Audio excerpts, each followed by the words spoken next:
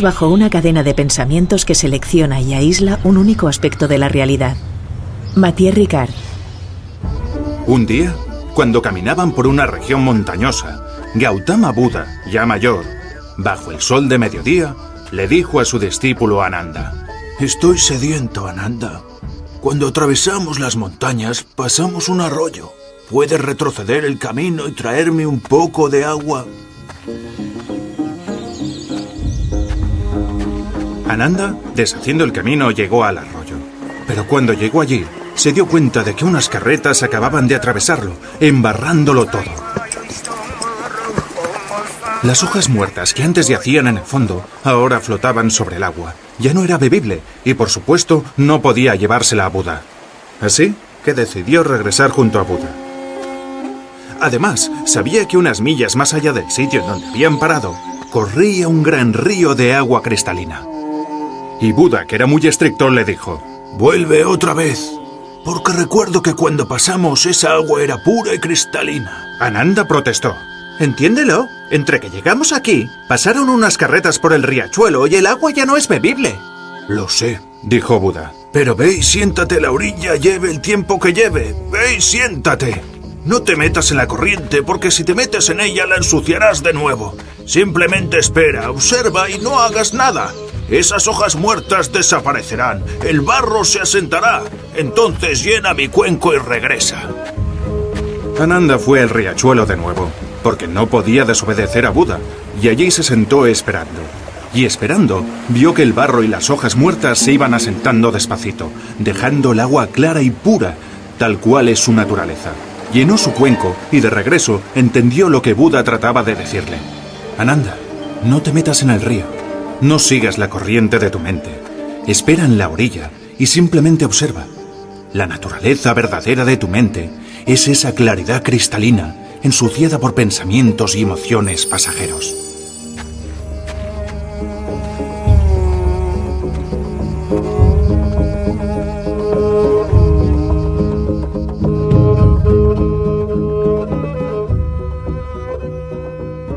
Hoy Redes se acerca al estudio de la compasión desde el lado de la ciencia, por una parte, y desde el lado de la contemplación tan ejercitada por los budistas, por los monjes budistas que llevan siglos utilizando esta técnica de la meditación.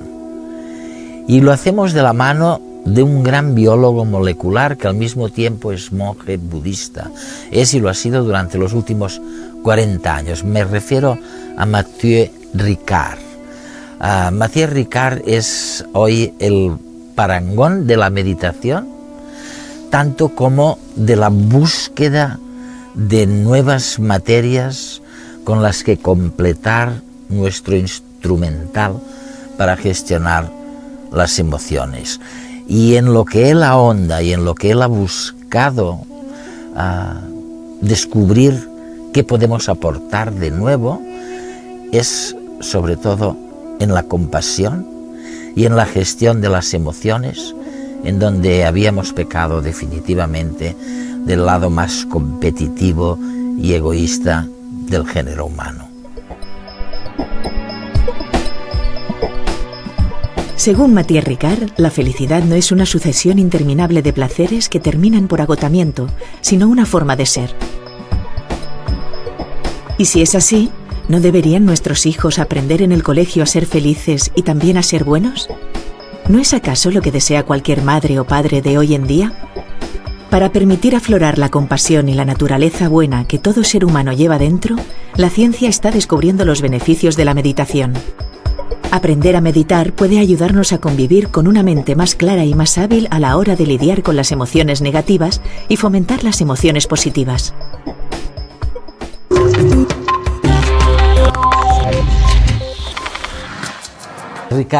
Mathieu Ricard, nos encontramos hace varios años. Bueno, tal vez no fuera el principio, pero casi. de este encuentro. Este encuentro que es entre científicos occidentales y los contemplativos budistas. De hecho, tú has sido ambas cosas, porque sé que eres biólogo y un gran biólogo, pero a la vez cuentas con una larguísima experiencia como budista contemplativo. ¿Hemos obtenido alguna cosa de esta mezcla de dos fuentes de la cultura? Sí. Creo que hay varias cosas nuevas en muchos ámbitos distintos. En el ámbito personal, resulta apasionante formar parte de una investigación tan pionera. Creo que la neurociencia contemplativa está en plena edad de oro. Y es muy inspirador participar en esta era de descubrimientos magníficos. Además, desde la perspectiva budista, la idea es contribuir con algo a la sociedad. Si pudiéramos ayudar a lograr que las personas encontraran más equilibrio emocional, forjaran una sociedad más compasiva y fueran más felices y más altruistas, sería estupendo. Por ejemplo, el año pasado empezamos a estudiar varios aspectos del amor altruista, de la empatía, la compasión con objeto y sin objeto, de una manera muy detallada, relacionándolo todo con los fenómenos cerebrales. Queremos saber cómo se pasa de la benevolencia a la empatía, a identificarse con el que sufre, y luego la compasión, que es el deseo de que los demás dejen de sufrir y de buscar un remedio para el sufrimiento y su causa. ¿Cuál es el proceso? ¿Cómo funciona? ¿Cómo se relaciona con el cerebro? ¿Hay que sentir el sufrimiento del otro para sentir compasión o no? ¿Basta con el amor altruista? Todas estas cosas se pueden estudiar desde la perspectiva de la meditación y de la neurociencia, y se pueden aunar ambas. Así que es maravilloso. La neurociencia sorprendió a todo el mundo hace unos años cuando declaró a Mathieu Ricard el hombre más feliz del mundo. Francés, doctor en bioquímica, trabajó en el Instituto Pasteur con el premio Nobel Jacques Monod y luego se reconvirtió en monje budista. Ricard y otros meditadores de larga experiencia fueron sometidos a un exhaustivo experimento con escáneres cerebrales para medir las consecuencias de un tipo de meditación concreto en el que se genera un estado de amor y compasión pura, no enfocada hacia nada ni nadie en particular.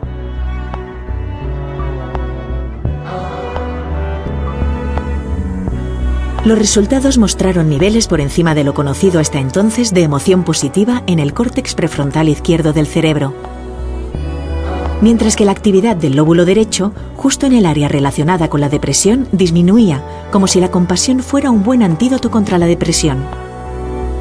Y también disminuía la actividad de la amígdala, relacionada con el miedo y la ira. Otros estudios similares han demostrado que el nivel de atención de estos meditadores es mucho mayor que el del resto de población y pueden mantenerlo durante más tiempo. Pero, ¿qué ocurre con los meditadores novatos? ¿Hay algún beneficio para ellos? Para comprobarlo, un grupo de empleados de una empresa realizaron 30 minutos diarios de meditación durante 3 meses. A lo largo del estudio, los empleados reportaron un descenso en sus niveles de ansiedad y se pudo ver que se incrementaba la actividad de su córtex prefrontal izquierdo, es decir, sus emociones positivas. No desesperen. No es necesario meterse a monje ni perderse en una cueva de los Himalayas. Un poco de disciplina es suficiente para lograr cierto control mental y mejorar el nivel de felicidad en su vida. Es fantástico porque estas dos fuerzas que se unen tenían una idea muy diferente de lo que somos.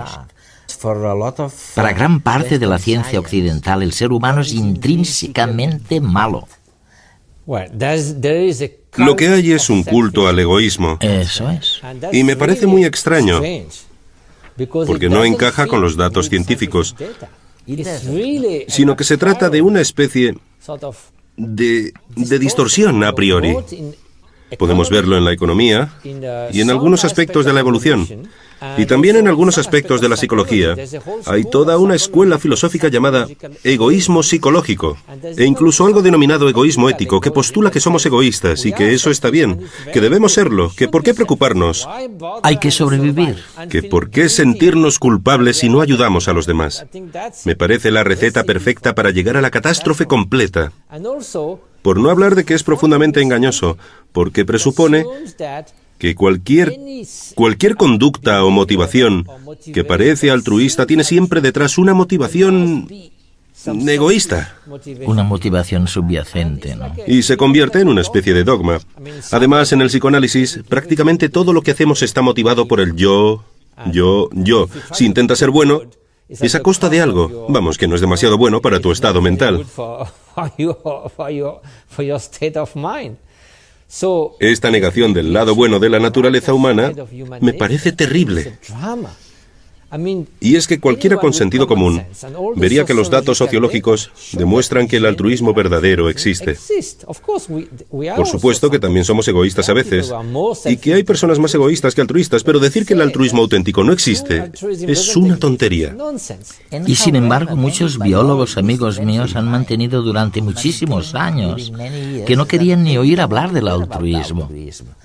No, pero mira los datos. Por ejemplo, las personas que rescataron familias en épocas de opresión, como con los judíos durante la ocupación nazi, hubo familias que intentaron protegerlos, que los escondieron en su casa. No eran parientes suyos, no pertenecían a la misma religión o al mismo acervo genético. Eran absolutos desconocidos y no podían esperar nada a cambio. Asumían riesgos enormes para sí mismos y para sus familias. ¿Cómo hablar ahí del gen egoísta? Ellos te dirán, por supuesto que tuvimos que hacerlo. Somos parte de la misma familia humana. A ver si puedes encontrar una motivación egoísta ahí. Imposible. Es una tontería, por eso hay que explicar la realidad. Pero Mathieu, ¿aceptarías entonces que al principio de este argumento, de este debate, o de esta discusión, el budismo estaba más cerca de la ciencia, en el sentido de que vuestro concepto de la naturaleza humana era bueno? Bueno, existe un potencial para el bien que siempre está ahí. Eso es. Es como si un pedacito de oro cayera en el fango y se quedara ahí mucho tiempo. Seguiría siendo oro y se podría pulir y limpiar luego. En cambio, si fuera un trozo de caliza, ya podrías pulirlo durante 100 años que seguiría sin convertirse en oro. Esto no es ingenuo. No es otro tipo de dogma. Se basa en la comprensión de cómo funciona la conciencia. En el budismo lo llamamos el aspecto luminoso de la mente. Evidentemente, es solo una metáfora. La mente no brilla en la oscuridad, pero ¿por qué hablamos de luz? Pues porque es como una antorcha con la que se enfocan varias cosas. La luz no se ve modificada por lo que ilumina. Si ilumina un montón de basura, no se vuelve sucia. Si ilumina un montón de oro, no se vuelve más cara. La naturaleza básica de la conciencia permite muchos contenidos distintos: el odio, el amor, los celos, el júbilo, todo. Pero la conciencia es la misma. Son conceptos mentales que se deben a muchas causas y condiciones, pero la naturaleza fundamental de la conciencia no está determinada. Tiene el potencial de ir en cualquier dirección. La idea es que, incluso de un modo experimental, si miramos la mente, la conciencia básica está detrás de cada pensamiento, de cada emoción. Siempre está ahí y no está condicionada. Somos conscientes y eso permite la transformación de la mente.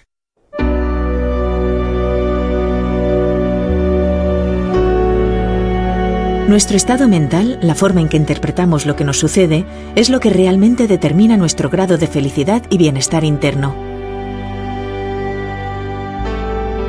Pensamos que ese tumulto de emociones y pensamientos que nos acosan a diario nos son propios, que son la naturaleza misma de la mente. Cada imagen es un estado mental que se sucede uno a otro de manera casi ininterrumpida. Creemos que esa sucesión de imágenes, hermosas, dolorosas o diabólicas, forman parte de nuestra naturaleza intrínseca. Sin embargo, para los budistas, esas imágenes, las emociones y los pensamientos son proyectados en nuestra pantalla cerebral, pero no pertenecen a la mente, no son parte suya.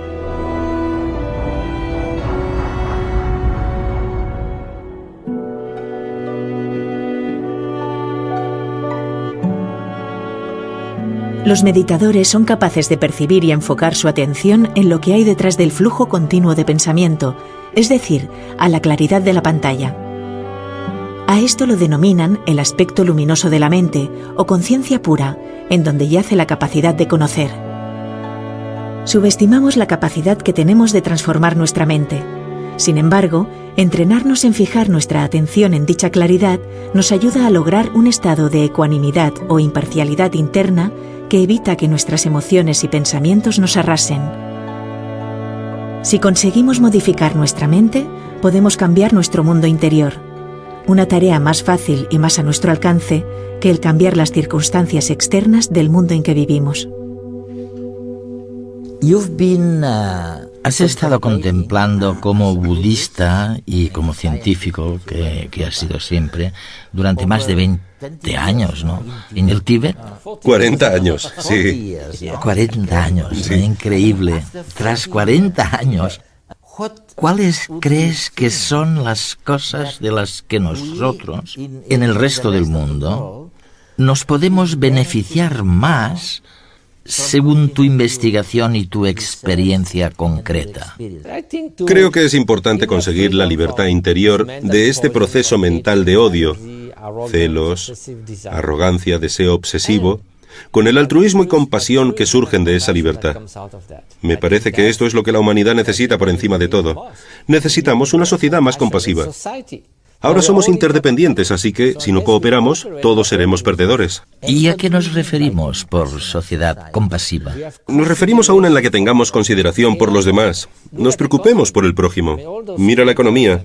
Todos estos escándalos y crisis son producto del exceso de codicia, de personas a las que no les importa realmente los ahorros que manipulan.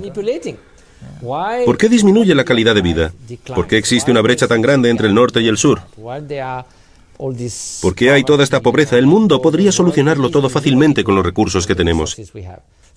El altruismo es el único rasgo que podría abordar el presente, el medio plazo y el largo plazo.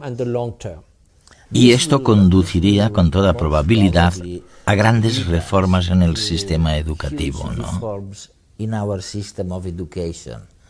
Bueno, tiene que hacerlo, sí. No tengo hijos, aunque sí participo en 40 proyectos humanitarios con 15.000 niños para los que construimos escuelas.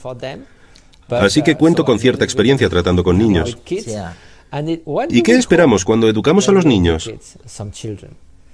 Convertirlos en seres humanos buenos, personas que sean felices en la vida, que no estén deprimidas y se suiciden. ¿Acaso basta con desarrollar su inteligencia y llenarles la cabeza de información sin desarrollar ninguna cualidad humana? Queremos personas buenas y equilibradas.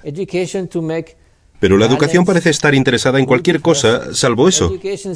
Por tanto, hay algo que claramente falta. Lo que está sugiriendo es que probablemente no deberíamos preocuparnos tanto de los contenidos académicos y sí un poco más de las cualidades humanas necesarias para ser felices. Por supuesto.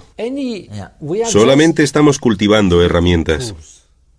La inteligencia es una herramienta, la información es una herramienta. Y una herramienta se puede utilizar de un modo constructivo, de un modo destructivo, o se puede desaprovechar.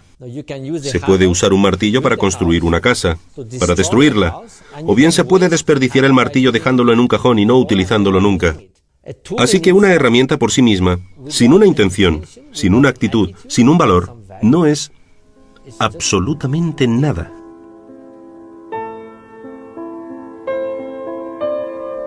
Tal vez sea la compasión la emoción que nos hace más humanos. No podemos experimentar compasión por nosotros mismos como seres aislados, sino que ésta surge en relación con el otro.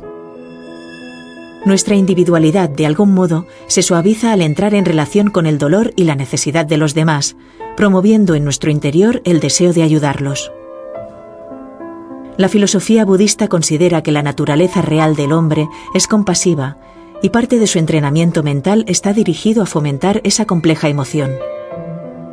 Durante el entrenamiento, la parte emocional que nos conmueve y abruma, cuando por vez primera observamos el dolor ajeno, deja paso con el tiempo a una compasión más sosegada, aunque igualmente profunda.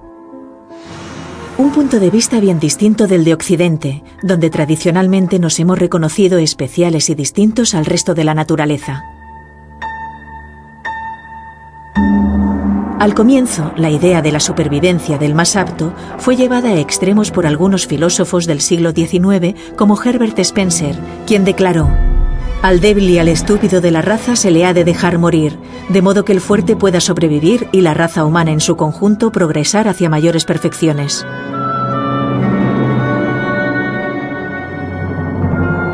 Afortunadamente, pronto se retomó el sentido común, y nadie duda ahora de que el hombre pueda alzarse por encima de esa lucha por sobrevivir, y que los comportamientos altruistas tienen cabida en la naturaleza. Gracias a los avances científicos vivimos más y en mejores condiciones, a pesar de que algunas aplicaciones de la ciencia hayan tenido fines menos nobles. El estudio de las emociones positivas como la compasión es muy reciente y cada día va en aumento. Tal vez sea hora de dar una vuelta más de tuerca e incorporar la compasión no solo como objeto de estudio, sino como la conciencia de la ciencia que vele por el bien común en todas sus aplicaciones.